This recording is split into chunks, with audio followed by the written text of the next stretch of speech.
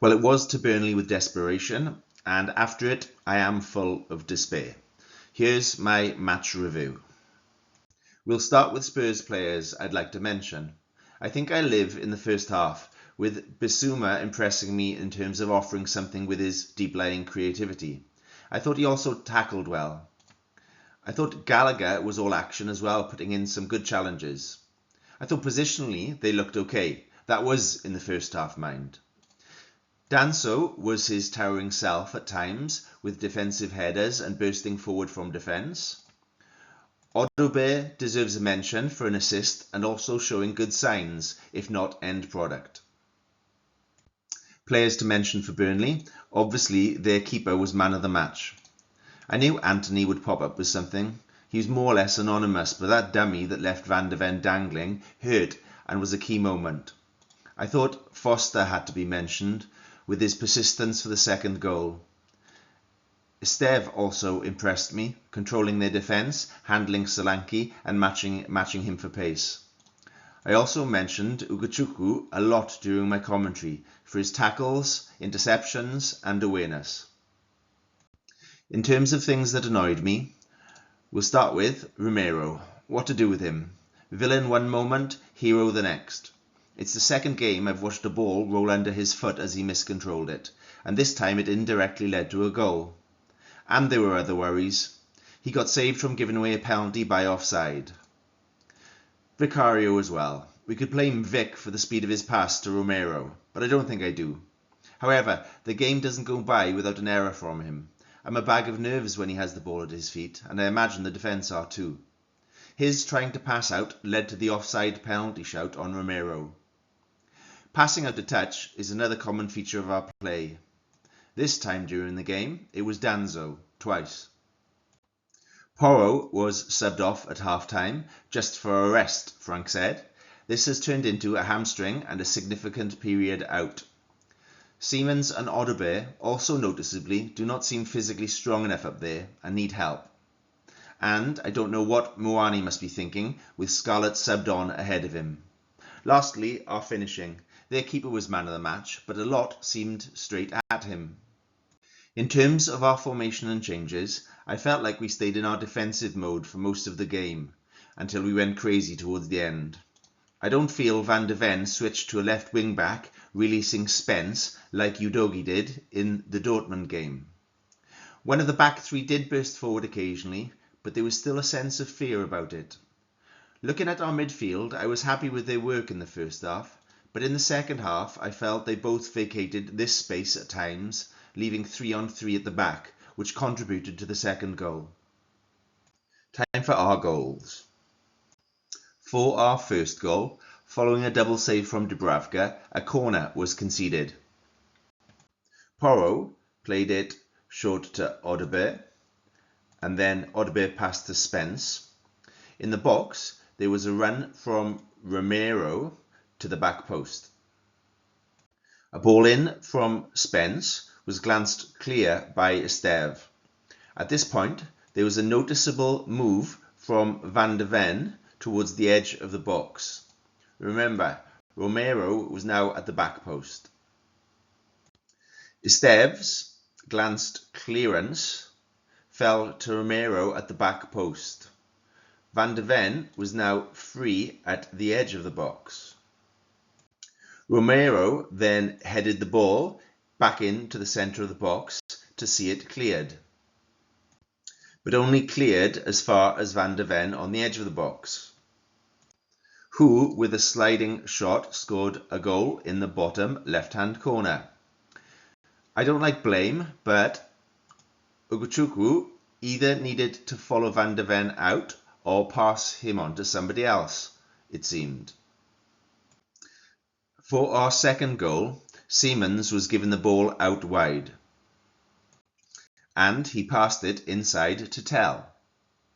There was then a lovely bulleted pass from Tell to Spence through a tight gap.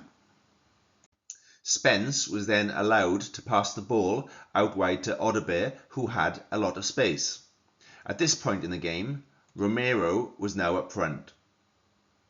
A lovely bit of movement from Romero allowed him to swap with Solanke and drop a little deeper in the box. This enticed Esteve to move towards Solanke, and Humphreys and Pires were attracted to the ball. We could now see some space for Romero, with an effort from Tuanzebe to close the distance. But the move from Tuanzebe was too late. Odobe's ball was brilliant, as was the bullet header from Romero into the goal above Dubravka. If we're looking at where the goal was conceded, Humphreys not getting attracted to the ball and Esteve communicating could have helped. Also, Lauren falling back quicker to support. On to Burnley's goals. So their first goal. I forget during the game how many times I said that their wing-backs had so much time to cross. This all came from a throw-in. I feel we were set up for a long throw. Hence, Van de Ven and Romero were positioned closer to the throw-in. However, Burnley went short to Walker. This left Siemens slow to close down, having 3 men to cover. To be fair, it was a cracking ball in from Walker, and we know he has that in his locker. You can see Tuanzebe clear in the box. How? It looked to me that Gallagher, Solanke and Spence tried to play offside, leaving Van de Ven and Romero playing Tuanzebe onside. Do we blame Romero and Van de Ven for not keeping the line, or the others for not following the man? Also, should Van de Ven and Romero have been in the vicinity of their major threats, that's Esteve, Tuanzebe and Breuer, and have either moved across or swapped? Walker's cross ended up with Tuanzebe shinning it into the bottom left-hand corner of the goal. At the start of the second half, we seemed to dramatically retreat into a shell, defending in a 5-3-2 without the ball, being forced back. Was this a plan, or the players' mentality, or tiredness? Burnley's second goal. Playing that 5-3-2 in defence left space down the wings, leading to Humphreys making a run forward from the back. This led to a spare man, Lucas Pires, who played a 1-2 with Ugochukwu. Foster then moved out of attack, with Romero following. Pires then passed the ball towards Foster, who left the ball for Anthony. This clever move drew Romero out of defence, leaving Foster to take advantage and turn and run into the box, free into the space that Romero had left. Anthony then dummied Van de Ven and passed to Foster, who was free in the box, to shoot on goal, which was saved but then rebounded back to him to finish amazingly through recovering Udogi's legs. You could put all the blame on Romero and Van de Ven for getting done. My problem is the coverage. Udogi would be looking for Kyle Walker. Spence is looking at Pires. This leaves our back 3 defenders one-on-one with their front 3 attackers. Basuma and Gallagher had been dragged out and were not there to help. Now a chat about 3 at the back. There was understandable criticism from pundits and fans alike after the game. Our back 3 were called a comedy club or something of the like. They did look unorganised and were drawn all over the place at times, but we do need to remember how many times these 3 have played in a back 3 against another 3 attackers. And also, I was concerned about the help they had from our centre midfielders. In the first half, I was impressed by Gallagher and Basuma and their discipline. But in the second half, I thought they both drifted and were caught upfield together too many times.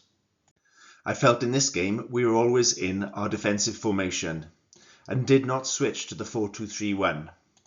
There were one-off runs from Romero and Danso, but this was nothing as effective as Humphreys pushing forward for the opposition. Also, you could ask the question, why should we play 3 at the back? Shouldn't we be good enough to exert our game on a Burnley? Look at Man City playing a daring 4-4-2 against Wolves, leaving 2v2 at the back. The answer to that is Thomas Frank, I suppose. He's not a manager to have a philosophy and play his way, whatever. Think of Guardiola, Ange, De Zerbi, Amorim. He's a tactical manager that deals in numbers and will adjust depending on the opposition. You can also ask, do we have the players? Have we had the time? And do we have the coaching under Frank to dare? If you ask me, I don't think we're at the point where we can play 2v2 at the back or 3v3 at the back. The organisation and philosophy is not there, but that doesn't mean it won't be there over time or with a change. Also, it doesn't mean you can't dare with 3 at the back. In my opinion, the 2 centre midfielders are key in not leaving our back 3 1v1, allowing our wing backs one-on-one themselves and our 2 number 10s to dare. Frankfurt away next with a result and a performance key, considering our February fixtures. This has been a review from Dear Tottenham Hotspur. Visit our website for more previews, reviews and thoughts. Yours sincerely and faithfully. Come on, you Spurs.